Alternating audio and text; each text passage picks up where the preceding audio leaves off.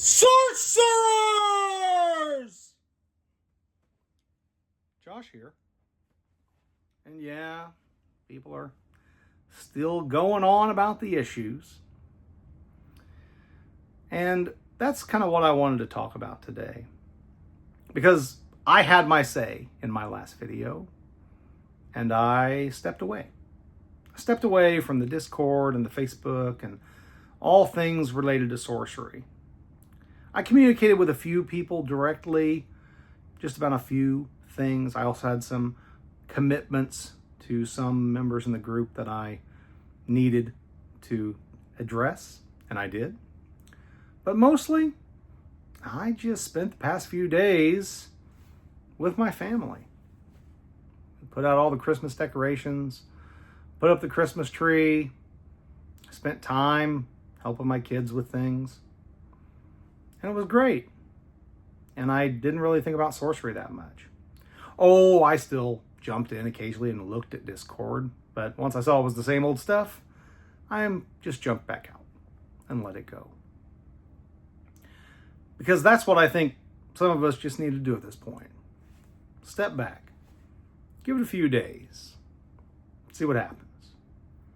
I'm not saying that the concerns of individuals in the community are something that should be dismissed. But sometimes we all need a cool-off period. And I think that's where we're at. Time for a little cool-off period. Let's see if Eric Curioso responds. And if they don't, they don't.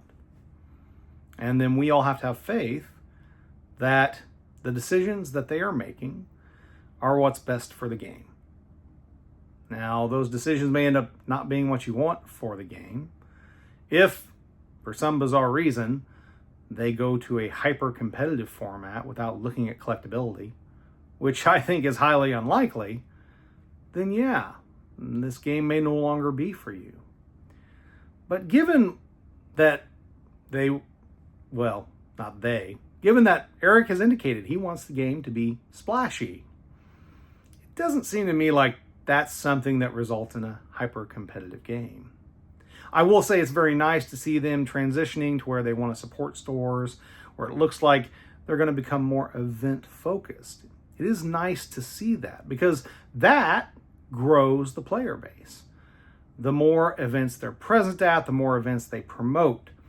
The more they do that, the more the player base will grow. And that will ease some of the fears of those who are heavily invested on the collectible side of sorcery. Because if there are more people who want the cards, then that will help keep prices where they're at, even with another reprint. Assuming that there's not a handful of people buying 500 boxes and locking them in a closet somewhere. I don't think that's happening. Well, maybe. But if it is, that just seems very silly to me. In any case, that's kind of what I wanted to take a break from sorcery for just over the past couple of days. Let my mind ease. And to think about, this announcement, I don't agree with it necessarily. I don't agree with the timing, especially. Man, the timing. The timing was so bad. And there are other factors like I would have liked for Team Covenant to be out of beta. Things like that really I think would have made such an announcement, would have made it so that the sorcery community was more receptive to the idea of a beta reprint. But also other things I thought about, they have multiple sets planned for the future. It doesn't sound like, to me, a company that wants to run their game into the ground. And certainly we all know that Eric is very dedicated to sorcery. This is his passion project. This is what he wants to do, what he wants to create. And it's my understanding that he is a man of means. And because of that, that is one of the biggest things in sorcery that I have never experienced in a card game. Most of the card games I have been involved in involved small groups of people with limited capital or had to deal with some type of a corporate board, looking for profitability and all those things. And that is not something that Eric Curioso really has to deal with. Certainly, they want to be profitable, Every company wants to be profitable.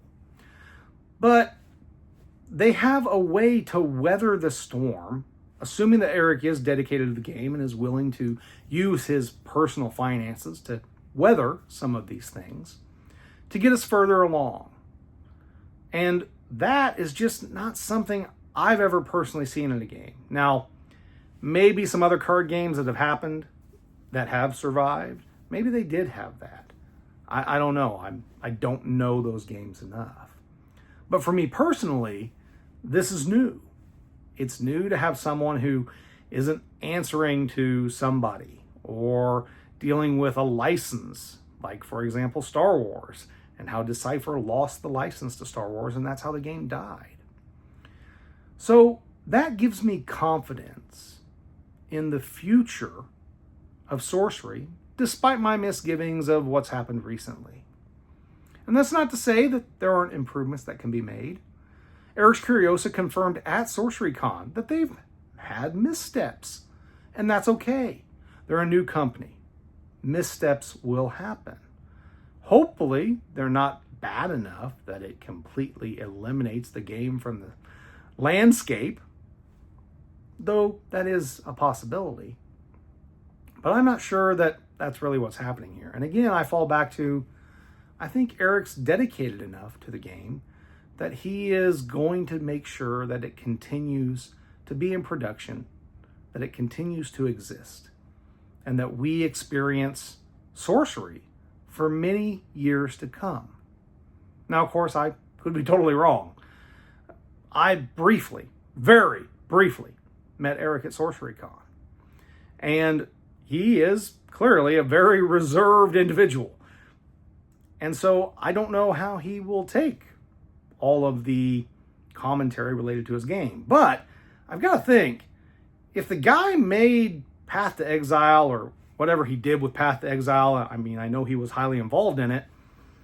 Gamers aren't exactly the kindest people when you do things that they don't like. So I got to think his skin's probably pretty thick. Could be wrong about that. But just assuming what he had to deal with in that community, it seems like it might be the same thing.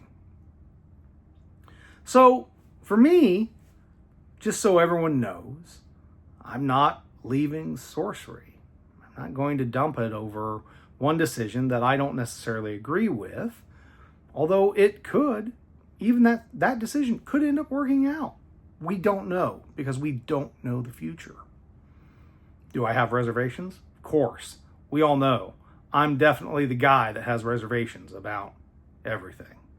But that doesn't mean that I can't stay in the game and hope that everything works out. And I intend to. Maybe something will change my mind.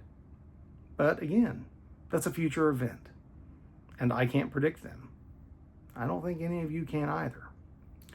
Maybe I'm wrong. Maybe somebody out there, maybe you have the ability to see the future. But I sure don't. So for right now, I'm hanging in there. I'm going to hope that when this big TCG player sale happens with this store credit rebate or whatever it is, that all those boxes below map are eaten up, or at least all the boxes below $100 of Arthurian Legends. I hope those are just blitzed out of existence as we enter Black Friday. And I think that is a very good possibility, although it has been pretty sustained. There were points where it got down to 40 boxes, but now it's back up to 80. So it seems like there's more and more that's being loaded on and put at that very low price.